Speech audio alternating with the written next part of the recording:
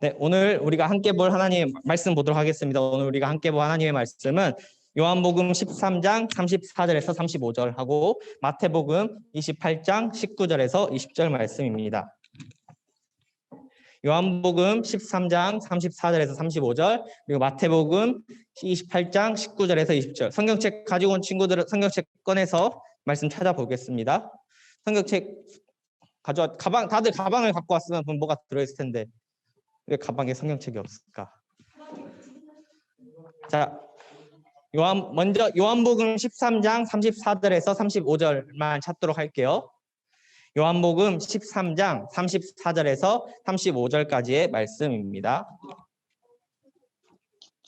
자, 요한복음은 신약 성경 네 번째에 있죠. 요한복음 13장 34절에서 35절까지의 말씀입니다.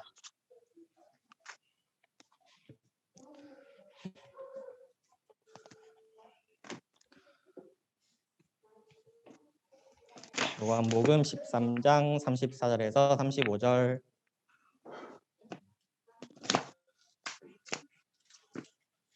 열심히 찾아봅시다. 자기 손으로도 찾을 줄 알아야 나중에 이제 할 수 있어요. 자, 요한복음 13장 34절에서 35절.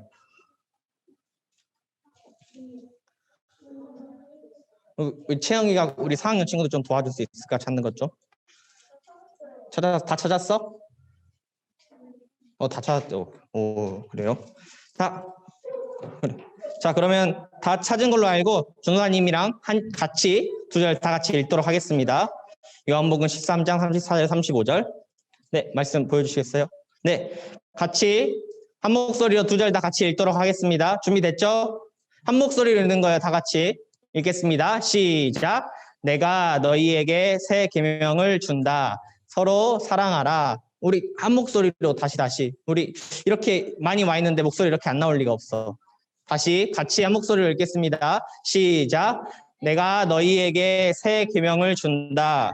서로 사랑하라. 내가 너희를 사랑한 것 같이 너희도 서로 사랑하라. 너희가 서로 사랑하면 이로써 모든 사람들이 너희가 내 제자임을 알게 될 것이다. 아멘. 마태복음 말씀은 전도사님이 대신 읽을게요. 여러분 찾는데 시간 걸리니까 전도사님 읽겠습니다. 그러므로 너희는 가서 모든 민족을 제자로 삼아 아버지와 아들과 성령의 이름으로 세례를 주고 내가 너희에게 명령한 모든 것을 그들에게 가르쳐 지키게 하라. 보라, 내가 세상 끝날까지 너희와 항상 함께 있을 것이다. 아멘. 마태복음 28장 19절에서 20절까지의 말씀이었습니다. 네, 그래서 오늘은 부활의 의미, 함께 사랑이라는 제목을 가지고 전사님이 말씀을 전하도록 하겠습니다. 시작하기 전에 우리 온라인 친구들 한번 또 보고 시작할게요. 어디 보자. 얼굴 한 번씩 켜줄 수 있으면 켜주세요. 시은이 왔고, 우리 하은이 왔고, 제이도 있고, 샤론이, 현준이, 건영이, 신비, 세웅이, 태민이, 민찬이. 안 부른 친구 있나? 그래요. 꾸준히 이렇게 예배 잘 참여해줘서 고마워요. 우리 같이 오늘 또 부활절 예배 잘 드려보도록 하겠습니다.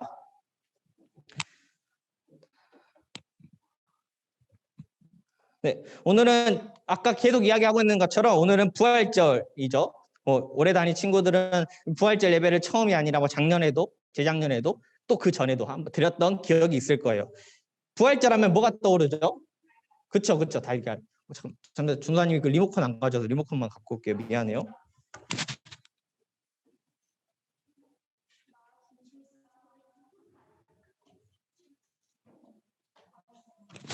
준사님이 더 빨리 미리미리 챙겼어야 되는데 정신이 없어.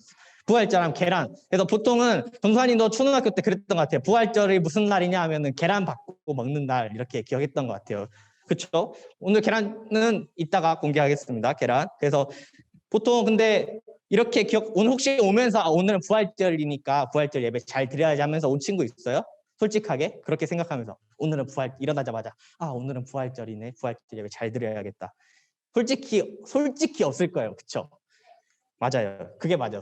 전 솔직한 게 좋아요. 그런 이유는 중사님이 추측해 보건데 왜 그랬을까 생각해 보건데 이유는 물론 부활절 친구들이 공부하고 학교 다니고 또 학원 다니고 이래서 바빠서 그러니까 생각할 여유가 없을 수도 있지만 이 부활절의 의미에 대해서 잘 몰랐기 때문도 있을 거예요. 그래서 오늘은 부활절에 대해 알아가는 시간을 가져보려고 해요. 그래서 저번 주의 말씀을 잠깐 복습해 볼까요? 그래서 예수님이 예루살렘으로 입성하실 때 사람들이 자신의 옷이랑 이런 것들을 깔고 그랬다고 했잖아요. 왜 그랬다고 했죠? 왜 옷을 깔고 종려나무를 흔들면서 환영했다고 했는데 왜 그랬을까요? 왜 그랬다고 했죠? 왜 사람들이 예수님을 그렇게 환영했다고 했죠? 아무도 기억이 안 나요. 왜 예수님을 환영했죠? 착해서 왜 그랬을까요? 왜 환영했을까요? 예수님이 왜 환영했죠? 근데 답이 아니에요.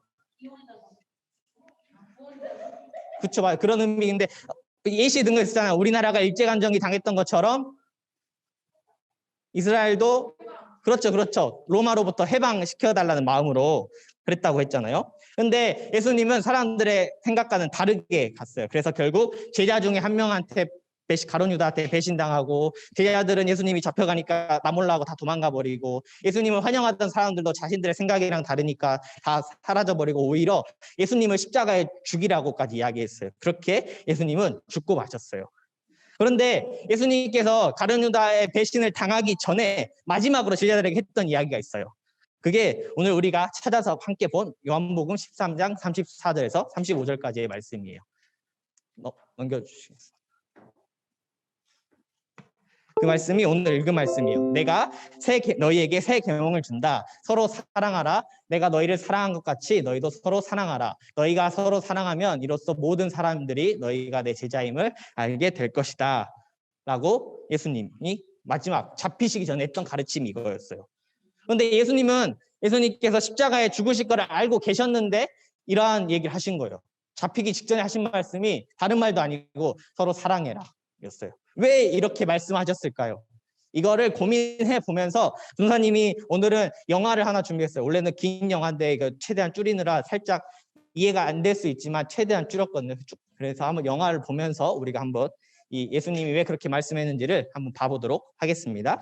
더 긴데 이게 시간이 그래서 다음에 기회가 되면 풀로 같이 보는 시간이 있으면 좋을지 모르겠지만 아무튼 코로나 때문에 어떻게 될지 모르겠어요. 그래서 일단은 여기까지만 볼게요. 영화 잔 사람 없는 것 같아. 안 보고 있는 사람 있어도 잔 사람 없는 것 같았는데 어떤 내용이었죠? 대충 그 주인공 이름 뭐죠? 주인공 패치 아담스. 그쵸? 나와 있었네. 아담 패치 아담스. 너희 정말 대단해. 그래서 이 패치 아담스가 그 환자들을 대하는 방법이 뭐였죠? 재밌게 그쵸? 이야기하고 개그치고 그쵸? 웃겨주고 패치 아담스가 한 거는 그 사람들은 다 아까 봤던 애기들이 머리가 없는 거는 암에 걸리거나 여러 병에 걸리면 머리가 빠지기도 해요. 아니면은 수술 때문에 머리를 밀기도 하고 그래서 머리가 없던 거예요. 다 만났던 환자는 다 죽어가고 있는 죽음이 얼마 안 남은 사람들이었어요. 그 죽음을 앞둔 사람들에게 이 패치 아담스가 했던 방법은 바로 함께하면서 그들의 삶의 질을 올려주는 거였어요. 다시 말씀으로 돌아와서 분명 예수님께서 십자가에서 죽으실 때 많은 사람들이 그걸 봤어요. 그런데 3일이 지나고 나니까 분명 십자가에서 죽은 걸 봤는데 3일이 지나고 나니까 갑자기 예수님이 살아났다는 소식이 들리기 시작하는 거예요. 그 소식이 들리는데 사람들이 믿겠어요? 안 믿겠어요? 당연히 안 믿겠죠? 그런데 믿지 않자 예수님께서 부활하신 후에 제자들에게 나타났어요. 제자들에게 나타나니까 제자들이 처음에 믿지 않다가 예수님을 보고 나서 믿고 이제 신난 거예요. 왜냐하면 왜 그랬죠? 왜 예루살렘에 입성할 때 사람들이 뭘 기대했다 했죠? 로마로부터 이스라엘이 독립할 것이다. 그 독립을 하는데 주된 역할을 하는 게 예수님이 강력한 이유로 이 로마 놈들 다 무찌를 것이다라고 생각한 거예요. 그래서 다시 나타나니까 예수님이 이 얘기만 해주길 제자들이 기대한 거예요. 자, 이제 로마를 무찌러 가자라고 예수님이 말하기를 기다리고 있었던 거예요. 그런데 예수님이 저 말을 하는 게 아니라 어떤 얘기를 하셨냐면 아까 우리가 읽은 말씀, 마태복음 말씀 이 얘기를 하신 거예요. 나타나서 다시 하신 말씀이 제자들에게 이 말씀이었어요.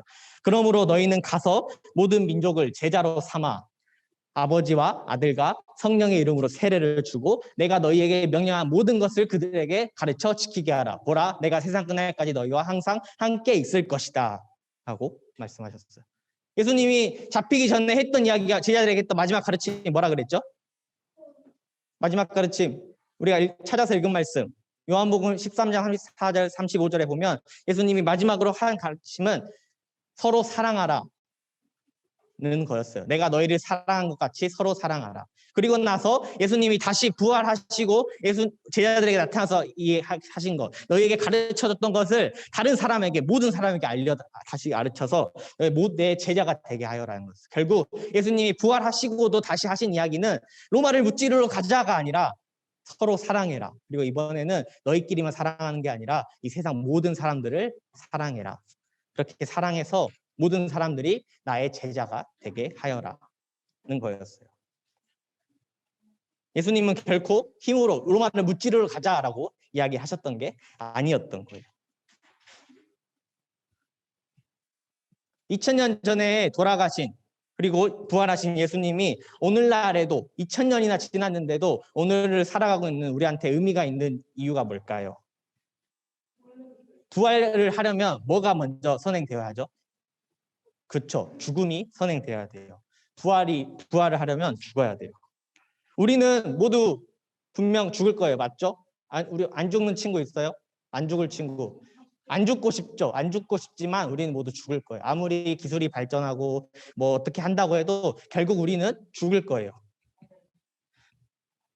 죽음을 경험해본 사람 없기 때문에, 죽음 이유를 경험해본 사람 없기 때문에 우리는 죽음 앞에서 두려워할 수밖에 없어요. 그래서 많은 사람들은 죽으니까 이렇게 생각해요. 어차피 죽을 거 내 마음대로 살아야지 뭐. 어차피 죽을 거 돈도 많이 벌고 힘도 갖고 이렇게 해가지고 내 하고 싶은 데 살고 남이 어떻게 살든 나만 잘 살면 되지 뭐가 상관이 있어. 그냥 그렇게 살아야지 라고들 많이 생각해요.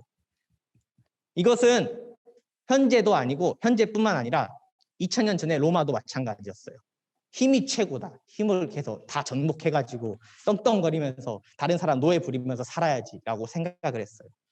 제자들도 마찬가지였어요. 제자들이 왜 독립을 원했냐면 자기들이 이렇게 힘들게 사니까 자기들이 강한 나라가 되고 싶었거든요. 그 강한 나라에서 강한 힘을 가진 사람이 되고 싶었던 거예요. 그래서 예수님한테 빨리빨리 로마 정복하라고 이렇게 했던 거예요. 그런데 그렇게 생각했던 이유는 우리가 다 죽기 때문인데 예수님이 부활을 하셨다는 거예요. 우리는 분명 죽으면 끝나야 되는데 우리 생각에는 분명 죽으면 이제 끝인데 그게 아니라 예수님이 부활을 했대요. 그러면 안 되는데 왜냐하면 죽어서 끝이니까 이번 살아갈 때 엄청나게 내 힘을 얻고 살아야 되는데 부활을 하셨대요. 그래서 제자들은 예수님이 부활했다는 사실을 못 믿은 게 아니라 안 믿은 거예요. 왜냐하면 그렇게 자기가 살고 있지 않았으니까. 예수님이 부활을 해버리면 자기가 살던 대로 살 수 없으니까. 힘이 최고라고 말하던 대로 살 수가 없으니까. 그게 깨져버리니까. 이때까지 힘이 최고고 내가 최고고 내 마음대로 살았어야 되는데 예수님이 부활했다는 이야기를 들으면 그게 안 되는 거였거든요. 그렇게 부활을 믿지 않던 제자들에게 예수님께서 이렇게 말씀하시는 거예요. 서로 사랑해라. 사랑으로 모든 사람을 제자 삼아라. 내가 세상 끝날까지 너희와 함께 할 테니까 너희도 그렇게 다른 사람들이랑 사랑하면서 함께 해라. 예수님께서 부활하시고 제자들에게 전한 것. 이게 바로 예수님께서 말씀하신 부활의 의미였어요. 우리가 예수님의 부활을 믿지 못하는 이유는 예수님의 부활이 나하고 상관없다고 생각하고 그리고 부활의 의미가 무엇인지 모르기 때문일 거예요. 부활을 믿는다는 건 결코 쉬운 게 아니에요. 사람이 죽었다가 살아났다는 걸 믿는 게 결코 쉽지 않을 거예요. 하지만 우리가 그냥 이게 말이 되어서 안 믿는 게 아니라 부활이 나하고 상관이 없고 부활의 의미를 모르니까 부활을 믿지 않는 거예요. 못 믿는 게 아니라 우리는 안 믿고 있는 걸지도 몰라요. 예수님이 이 땅에 오신 이유는 하나님께서 예수님을 우리에게 보내주신 이유는 우리를 구원하시기 위해서 그리고 우리와 함께 하시기 위해서였어요. 십자가에서 죽으신 이유도 부활하신 이유도 바로 우리를 구원하시기 위해서 그리고 우리와 함께 하시기 위해서였어요. 그 방법이 바로 우리를 구원하시고 우리와 함께 하시는 방법이 바로 사랑이었어요. 사랑한다는 건 함께 한다는 거고 함께 한다는 거는 사랑한다는 거예요. 예수님의 부활이 오늘날 지금을 살아가고 있는 우리에게도 관련이 있고 의미가 있는 이유는 죽음을 앞두고 살아가는 우리가 살아가는 세상은 여전히 2000년 전이나 지금이나 힘이 최고고 내 마음대로 해야 되고 내가 잘 되는 게 중요하고 남이 어쩌든 말든 상관없이 내가 잘 먹고 잘 사는 게 중요하다라고 여전히 말하고 있기 때문이에요. 왜냐? 우리가 죽기 때문에. 그런 상황에서 예수님은 부활을 통해서 우리에게 말씀하고 계시는 거예요. 아니야. 힘이 전부가 아니야. 우리는 서로 사랑해야 되는 거야. 우리가 서로 사랑하면 우리가 서로 함께하면 사람들이 힘이 전부가 아니구나.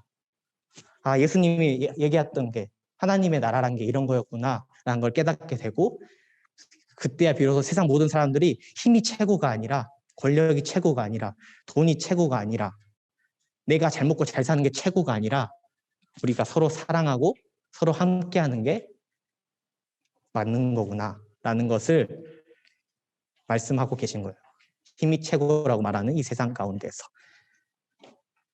우리 친구들 중에서는 분명 예수님이 우리를 위해 죽으시고 부활하셨다는 사실을 잘 믿고 있는 친구도 있을 거예요. 혹은 반대도 있을 거예요. 어떻게 그걸 믿어요? 전혀 그건 부끄러운 게 아니에요. 당연히 충분히 그렇게 생각할 수 있는 거예요. 하지만 이제 우리 친구들 4학년에서 6학년이니까 이제 애기들 아니잖아요. 이걸 일단 믿어. 몰라. 이걸 일단 해라고 해서 받아들일 나이 아니잖아요. 충분히 궁금함을 갖고 충분히 생각하면서 그럴 수 있어요. 전도사님의 이 말씀은, 전도사님 오늘 전한 말씀은 무조건 받아들여. 너네 그게 아니라 왜 예수님께서 부활을 하셨는지, 이 부활의 의미가 무엇이었는지 이제는 친구들이 생각할 때예요. 교회에 나온다고 해서 무조건 못 믿을 수 있어요. 당연해요. 부끄러운 거 아니에요. 하지만 아무 생각 없이 와서 그냥 있다면 그거는 부끄러운 걸 수 있어요. 친구들이 이제는 생각해야 되는 거예요. 왜 예수님이 부활하셨을까? 왜 예수님이 사랑하라고, 왜 함께하라고 이야기하셨을까? 라는 것을 생각해보는 거예요. 오늘 말씀이 좀 어려웠을 수도 있어요. 받아들이는 친구에 따라서 도대체 무슨 말인지 모르겠다는 친구도 있을 거예요. 분명. 하지만 그러니까 이제 친구들이 각자 고민해봤으면 좋겠어요. 왜 예수님이 부활하셨는지, 왜 예수님이 사랑하신다 했는지, 왜 사랑하라 했는지, 왜 함께한다고 했는지. 그것을 오늘 본 영화 패치 아담스가 어떻게 했는지도 생각해보고 그렇게 고민해봤으면 좋겠어요. 그러면 그 고민 끝에 분명 예수님께서 친구들에게 대답할 거예요. 질문은 이따가 나중에 받을게요.